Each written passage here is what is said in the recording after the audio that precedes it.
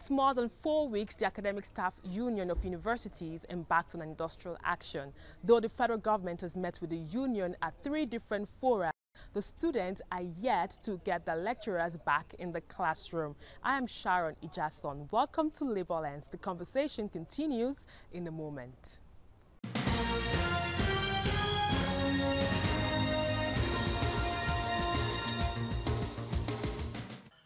The Nigerian Employers Consultative Association, NECA, has stated that most government agencies and policies do not support businesses. NECA said there were too many regulations by the agencies. Its outgoing Director General, Olusegun Oshinowo, made this known during his farewell briefing at NECA's head office in Lagos. NECA DG said the agencies were not supposed to be killers of business, rather, they are supposed to be supporters of businesses.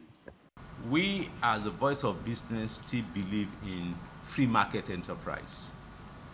Whatever policy that government is going to bring up, let it be in support of free market enterprise.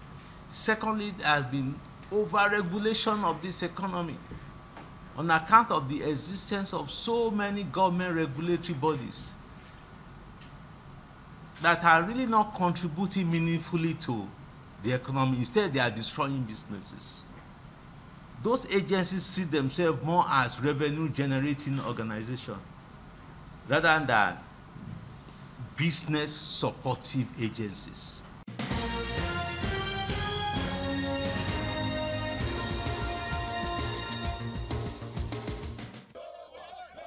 The Colleges of Education Academic Staff Union, ASUU, has suspended its over 2-month-old strike. ASUU National President Nu Ogrima disclosed this while briefing journalists after its expanded National Executive Council meeting in Abuja. The suspension follows reassurances from government to meet some of the workers' key demands and implementation of agreements. The union had embarked on strike on the 9th of October over non-implementation of agreements, especially needs assessment reports.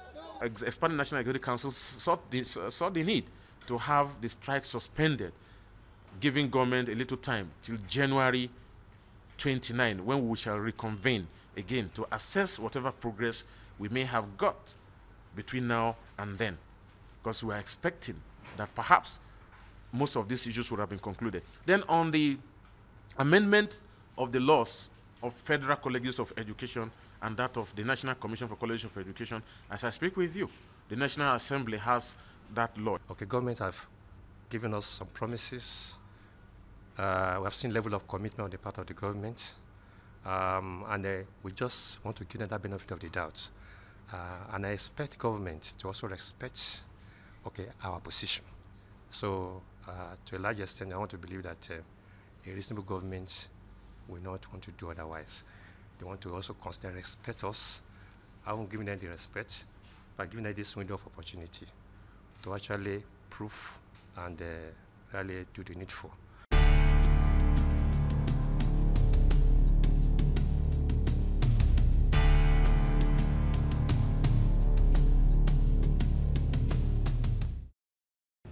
It's almost a week that the Academic Staff Union of Universities embarked on an industrial action. A visit to the Lagos State University, Ojo, few students were seen loitering around on campus with little or no activity. The ASUU Secretariat LASU chapter was devoid of activities, as they also confirmed receiving a circular from the national body. The lecture halls were empty, while some had students who sat idle discussing the strike. The ASUU Secretary of Lagos State University says they complied with the strike directive from the national body and are ready to go the full haul. From that Monday, Tuesday after our Congress, 100% compliance. You won't get to any class and then see any lecturer lecturing. We went around, the strike monitoring committee went around on Tuesday. We went round on Wednesday, we went round Thursday. We've been out this morning again to check through all the classes.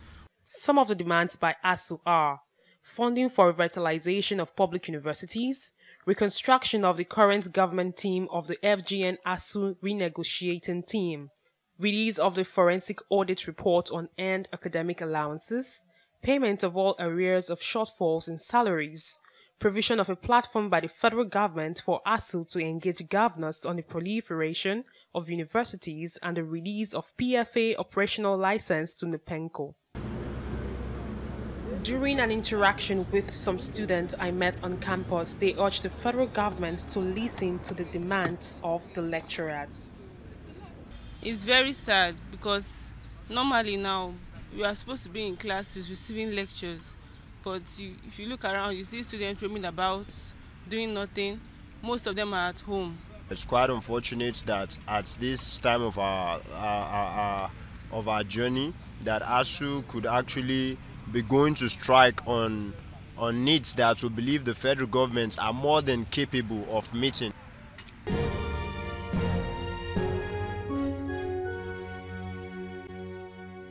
We are the ones working directly with the students, and we know the challenges we're facing. And if we fail to alert the nation about our challenges so that we can provide quality education to our citizens, then we're failing in our responsibility.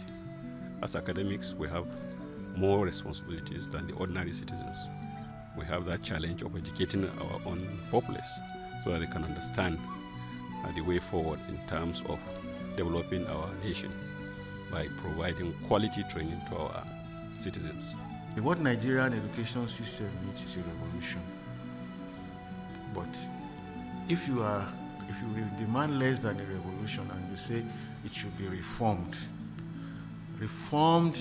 in ways in which, one, majority of Nigerian children will have education, and the quality of education will be good, and the education that we are getting will be not just relevant but adequate to resolving the problems of economy, education, politics, and so on.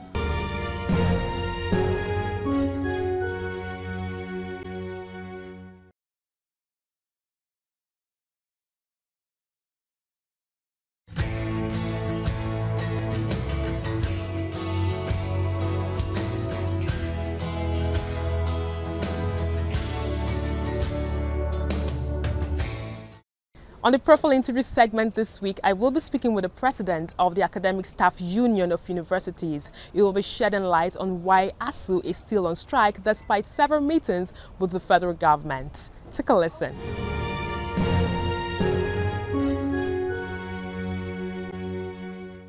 It's good to have you on the program. Thank you very much. It's my pleasure to be here.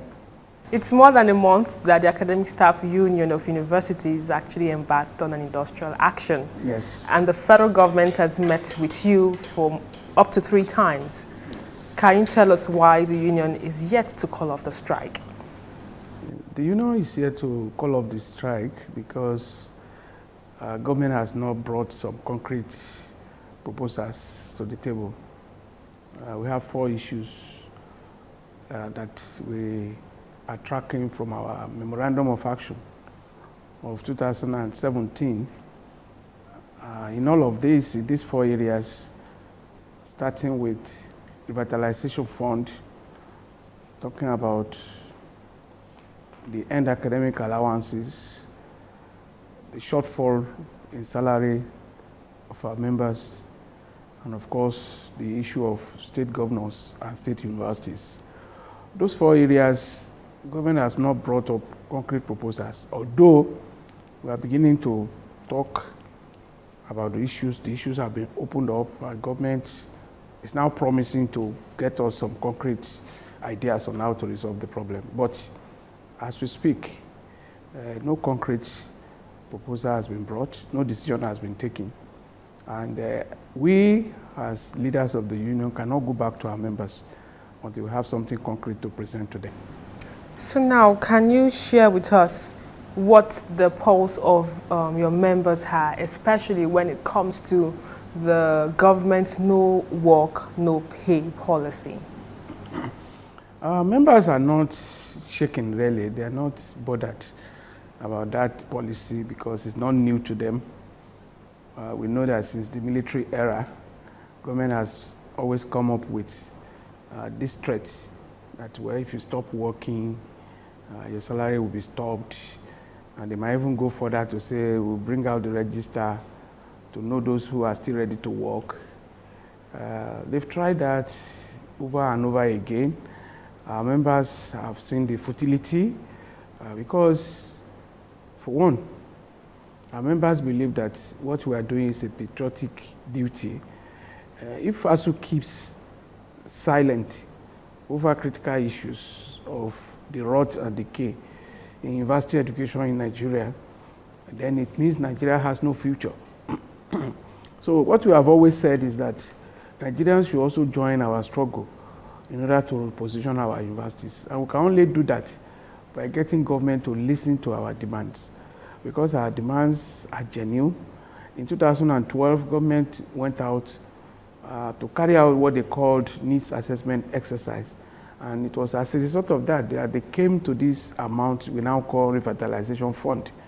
So revitalization fund of 1.3 trillion was what government promised after that needs assessment exercise. Government has only released one tranche out of 6 in 2013.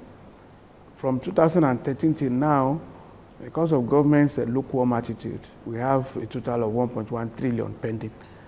If Nigerians can work with us, we can reposition our universities to take them back to place of prominence, place of reckoning, and a place of competitiveness where our university education was in the 60s and 70s.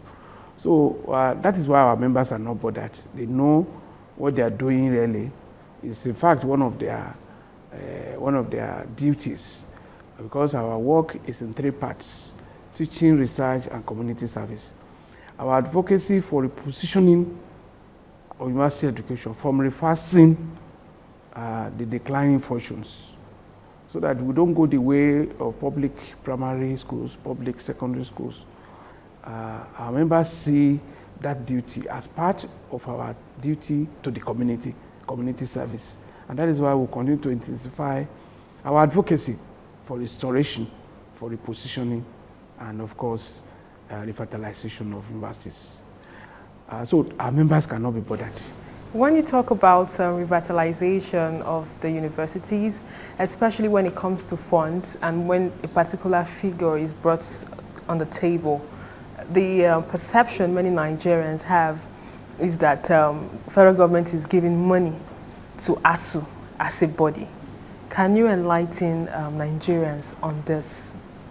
It's a totally wrong perception. I hinted earlier that in 2012, the federal government set up a committee that went around public universities in Nigeria. A total of 73, 74 universities were visited in order to see or verify the claims that ASUU made. You know, this our engagement with government dates back to late 70s, early 80s. In fact, the first agreement we signed with government was in 1982. That was with Shagari government. And what led to that was that as from the late 70s, while government created more universities in the 70s, government did not increase the proportion of funding at the same rate. And so the fortunes of public universities nosedived. And we started to see the reverse. You know, even up to the early 80s, students were coming from Egypt, Ghana, South Africa, other parts of Africa to study in Nigerian universities. But today, the 3 countries that are patronized by Nigerian students are Egypt, South Africa, and Ghana. So you can see it's a total reversal. So when we talk of money being given to ASUU, it's not given to ASUU. ASUU is not a spending agency of government. ASUU, we can call ASUU a pressure group to make government do what government is expected to do. And we are doing that, like I said earlier, because of our concern for the fortunes of our nation. If academics keep quiet, who else will talk for the society? So we see ourselves as those who should be the intellectual vanguards, those who should be the voice of the society. Our research tells us that things are not the way they are, or they were before now. And if we want to reposition our university system, ASUU must be at the forefront. So the monies we are talking about, I talked of 1.1 trillion, came out of the verification exercise when government set up a national committee and there were teams that were sent to public universities. I led a team to some universities, including a first generation university. In that first generation university, can you imagine, we saw that kerosene stoves were being used in place of Bunsen burners. We saw that buckets were being used to fetch water to the laboratories. So we saw that there were empty racks in the library. And so what kind of research can come out of that environment? And that was a first generation university. In fact, when we visited their mechanical engineering workshop, we saw an equipment there which was bought in 1965. So what can you do with an equipment of 1965 in 2018? So it means that we are just doing what we can call theories of practical. We are actually not giving the practical knowledge, the hands-on experience that go, or experiences that go with training and learning, creation of knowledge, we no longer promote. And if we keep quiet, we'll not be able to raise our heads when we meet our peers elsewhere. So the monies we are talking about are given to universities. There are committees that are set up in each universities to manage that. The governing councils of each university is always at the head of the procedure for spending the money. So ASUU does not spend monies released to the universities. The university administration, governing councils, they handle the money. So no money has been given to ASUU, but ASUU believes that they have the historical commitment or historical challenge to push the case for the restoration. Moving forward and also taking us back to the no work, no pay policy by the federal government and looking at the fact that we have so many states that are owing workers salaries as much as 12 months, as much as 24 months. How would you marry both? The difference here is that this issue of no work, no pay, it is not assumed that the money is not there. The money is there. I'm more concerned about unpaid salaries in so many states in the country. Okay, these unpaid salaries, it boils down to the issue of political will that we always talk about. Any government that sees the workers' issues as their priorities, they will not do that. But Nigerian politicians, they are notorious for serving their own interests. So they are self-serving, and they don't see workers' welfare as #1 priority. And that is why when they don't pay workers, they don't stop their own security votes. They don't stop paying their retinue of assistants. They don't stop paying their contractors, you know. And you even see some, they will go into grandiose projects, all in the name of providing infrastructure. So what they see as priority, education too is not their priority. And that is why you can see that many state governors, they are not accessing the UBEC fund, where they are required to bring the counterpart funding. So it's about priorities. The priorities for them are projects that will bring returns. Workers' pay, workers' salaries are not part of that. Education funding cannot give that. My concern again is from my findings here in the paper that you presented as some of the issues you have with the federal government is the issue of NUPEMCO and pension matters. Can you share with us what the experience of probably a retiring or retired lecturer is in terms of accessing his pension funds, even after working for maybe 30, 20 years? Could you tell us the story of a lecturer or an average lecturer that's retired and is yet to access his pension? Okay. We proposed that NUPEMCO as part of our 2009 agreement with federal government. given the experience and the stories that we have had about the plight of retirees in Nigeria, the way they treat retired senior citizens, retired workers in Nigeria who we call senior citizens. Specifically, university lecturers have reported to us, some of our senior colleagues have reported to us some of the underhand dealings in many of the existing pension fund administrators, those we call PFAs. They do not get regular information about their contributions, and when they retire to the issue of arrangement for paying them their pension and gratuity has always been tasking. And so ASUU came up with this idea because we believe if we have our own pension fund administrator,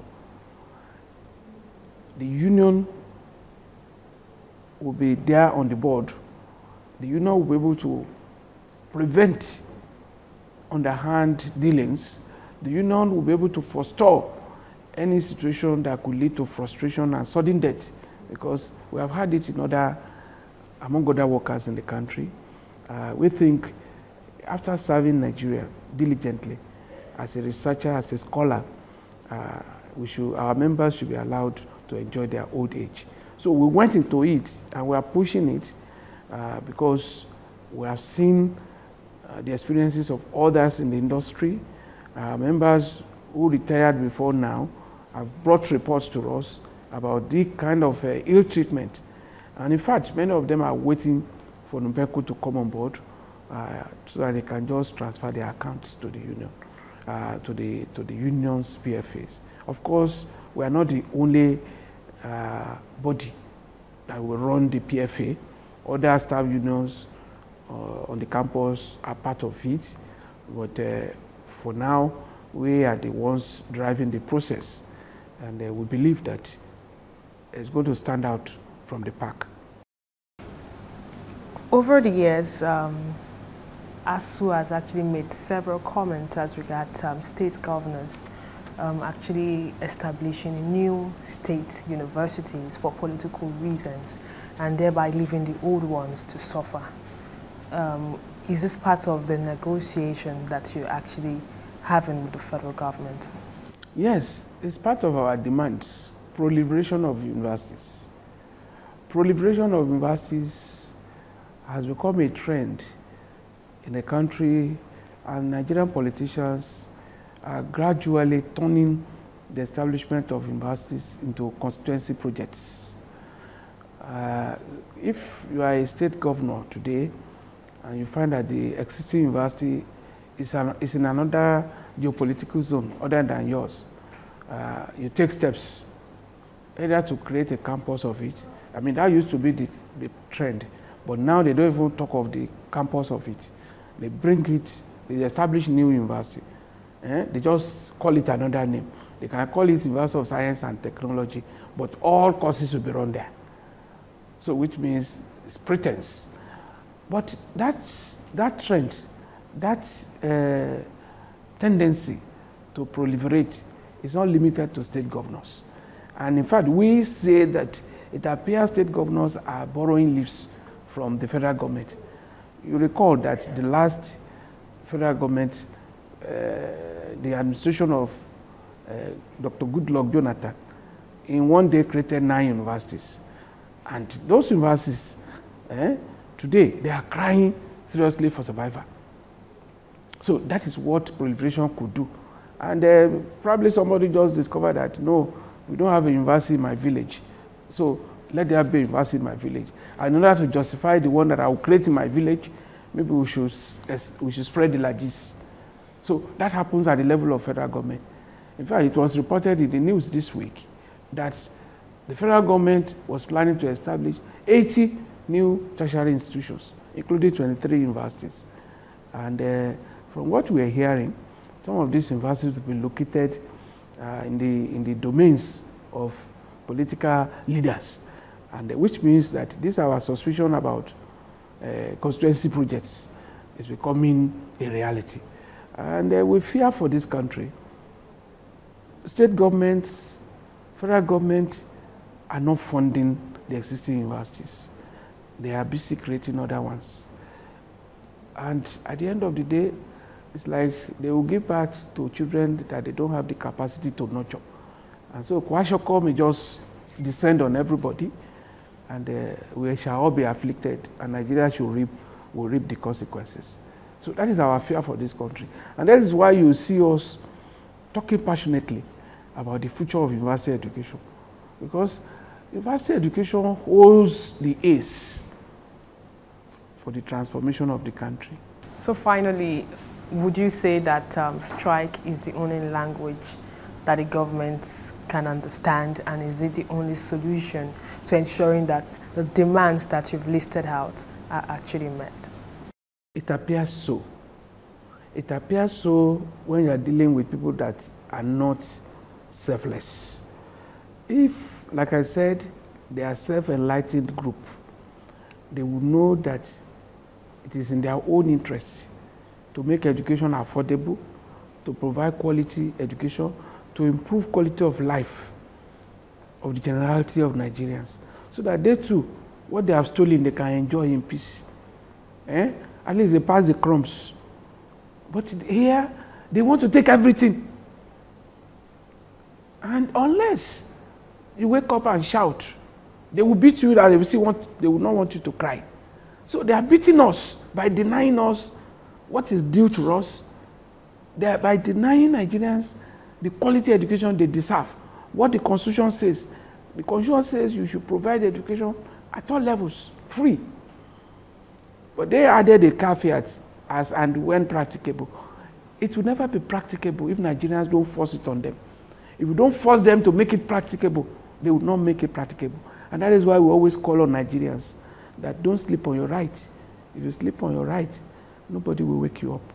It was an interesting conversation with you. Thank you, it's my pleasure. And that's all we can take on today's edition of the program. Join us next week for a fresh edition of the show. I am Sharon Ijason. Thanks for watching, and remember, labor creates wealth.